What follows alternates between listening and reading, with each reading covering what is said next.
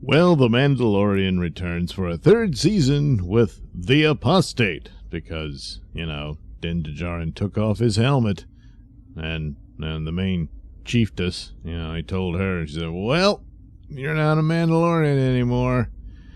But there's a possible path to redemption, and he has to go bathe in the, I suppose, sacred waters of Mandalore.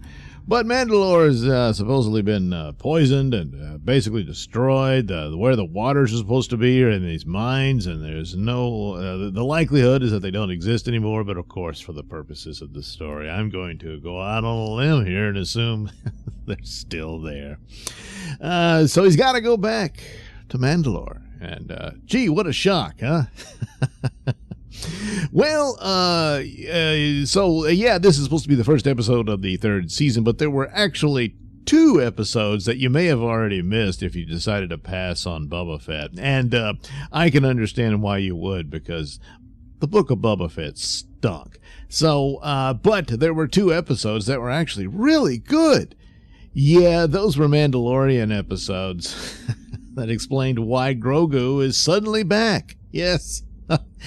Yeah, that's right. They decided to go and do that instead of leaving the Mandalorian story alone, to where you could have weaved a Grogu story's reunion with him through that, which would have been a lot better. But,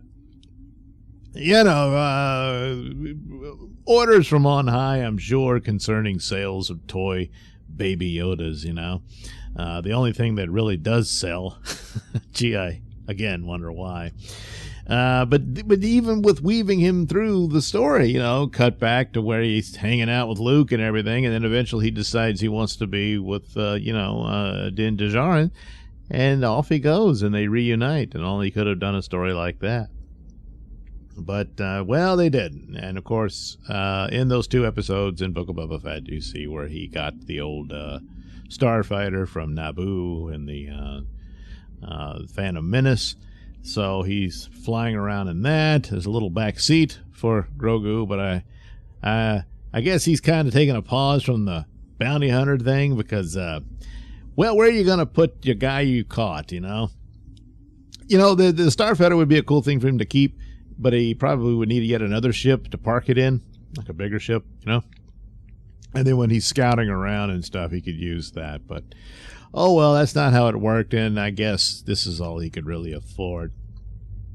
So Apollo Creed's doing pretty good. He's kind of cleaned up the neighborhood and everything. And there's a monument to IG-11.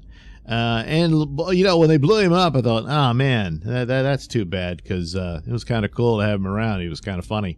Looks like he's going to be resurrected. Din Djarin decides he needs a droid to help him out on his mission to find these sacred waters on Mandalore, and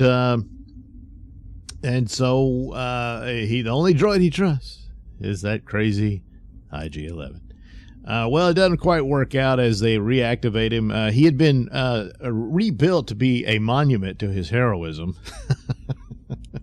But when they reactivated him, he went in full Terminator mode and tried to kill Grogu. So that's not going to work out. So, they gotta figure out some parts he needs and hammer out the kinks and whatnot. Meanwhile, he ran afoul of some pirates and had a shootout with them, and then they chased him through space. And so he got some really cool fighting scenes through an asteroid field. And boy, that brings back memories, doesn't it? And it's a good thing because it makes it look like, Star Wars. Now, the opening scene seemed to be, at first, kind of leads you astray thinking it's some flashback, because there's this little kid and he's being initiated into the Mandalorian cult, if you will. And he's getting his helmet and he's taking the vow, but all of a sudden they get attacked by a giant alligator with a turtle shell of some sort, and they're battling it and fighting it, but it's huge, and oh man, it looks bad. But then here comes Din Djarin and he shoots it up with his missiles from his ship, and that takes care of that. It's a bit messy and whatnot, but anyway. So the chief just says, good luck on your path. He produces a relic that proves there could still very well be Mandalore. She says, oh, well, that's interesting. And meanwhile, of course, as it plays throughout what the Mandalorians believe, he has the Darksaber. He gets to Mandalore. Guess who's going to be the ruler of Mandalore? It's not his intention, but then that kind of makes him the best choice for the job because he doesn't particularly want it. Meanwhile, there's also aspects of where he's detailing the Mandalorian way to little Grogu. And I've heard tell of people having theories that perhaps ultimately Grogu becomes a Mandalorian, you know. They'll have to make him a little helmet with little holes for his ears to stick out. But then he'd be a Mandalorian combined with powers of the Force, you know. It could be. So all in all, very good episode. A lot of fun and stark in its appearance and presentation from the likes of Book of Boba Fett and Obi-Wan, which is really sad. And some of the sets, I don't know. They were probably mostly CGI, what have you, but was reminiscent of some of the shots you would see in Andor, which was very well shot. But, of course, Mandalorian is far more Star Wars than Andor was, and you got a little bit of Star Wars in there. But still, Andor, well, it was a good show, but I don't know that people had the appetite for something, that far afield, at least stylistically. But Mandalorian that's pretty much all they got now.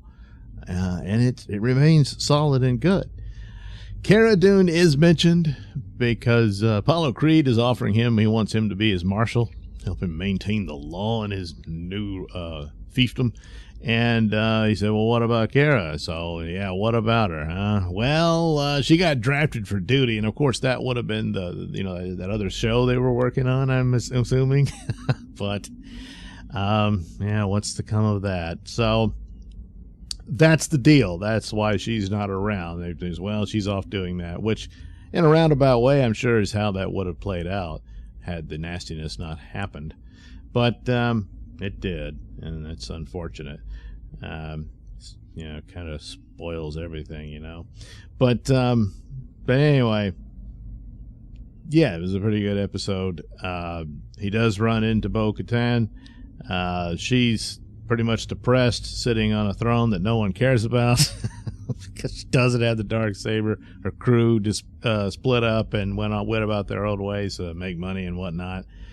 And it's an interesting thing because she says, look, I didn't get the Darksaber, so I can't be the ruler, which is sticking to their traditions and their beliefs. Yet at the same time, she mocks Din Djarin and his cult for theirs because he says, you're the reason we lost Mandalore and all that stuff, and you're stuck to your stupid superstitions. There's no magic on Mandalore and all that. Yet at the same time, I got to have that saber because of its symbolism, But it is what it is.